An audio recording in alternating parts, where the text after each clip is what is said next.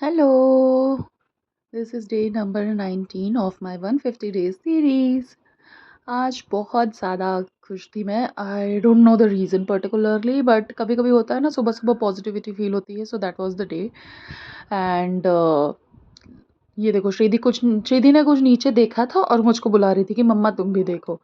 So I saw that. और कुछ नहीं था, बस एक कुत्ता रो रहा था. ये मैं बार बार हाय क्यों कर रही हूँ, बस बता रही हूँ, थैंक यू बोल रही हूँ. I guess I am just reminding to smile. और आज इतने दिन बाद भगवान जी को पूजा करके इतनी खुशी, इतनी संतुष्टि मिली.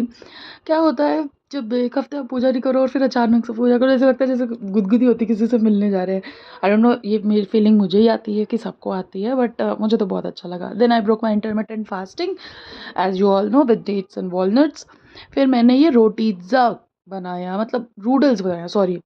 रोटीज़ा दूसरा मैं बनाती हूँ. ये रोटी को काट करके एक सिज़र से, और उसका नूडल्स बनाया था मैंने. उसमें प्याज, टमाटर, शिमला मिर्च और सम सॉसेस डाल करके. और फुल रेडी हो गई थी मैं, क्योंकि आज हमें जाना था एक इंटरव्यू के लिए. आज आज महिमा का ऑफ था.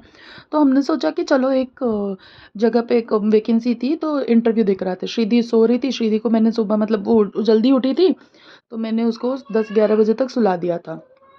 और फिर हम उसको स्कूल में इसको ड्रॉप कर देंगे. तो इसको सोते सोते ही मैंने स्कूल में ड्रॉप कर दिया था. और जब तक ये उठी थी, मतलब इसके उठने के पहले ही मैंने इसको ले भी लिया था. So that was the actually plan. और फिर यहाँ पे छोड़ करके आ रही थी, सो रही थी, तो मुझे डर भी लग रहा था कि उठ जाएगी तो रोएगी, बट थैंकफुली उठी नहीं थी. तो आज दिन में ही दे दिया था मैंने 11-12 बजे. और ये महिमा मेरा वेट कर रही थी. फिर हम लोग गए. देखो, ये मेरी पिछली वाली कंपनी है, टेक महिंद्रा. और ये यहाँ से स्टार्ट होकर के अभी देखना, इसकी एंडिंग ही नहीं आती. ये पूरा, ये था हमारी बिल्डिंग जिसमें मैं काम करती थी. ये पूरी हमारी बिल्डिंग है.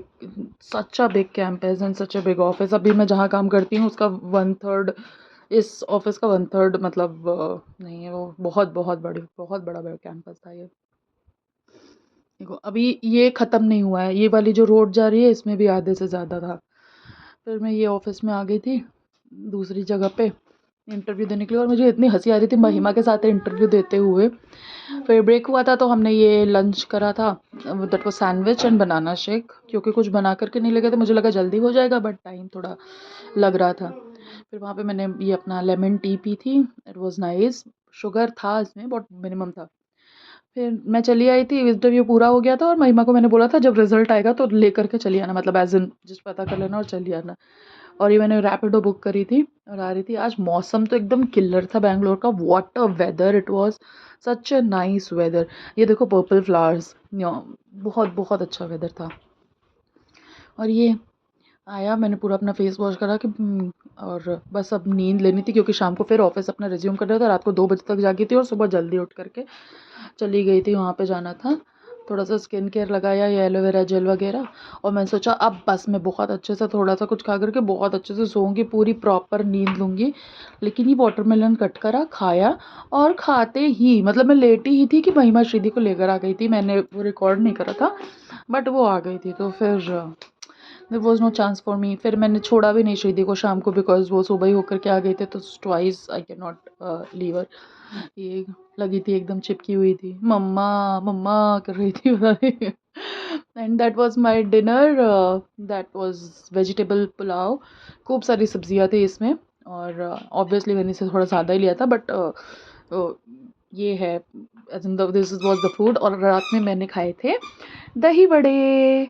उड़द की दाल थी, मैंने बना लिया था. And that was my day. Thank you.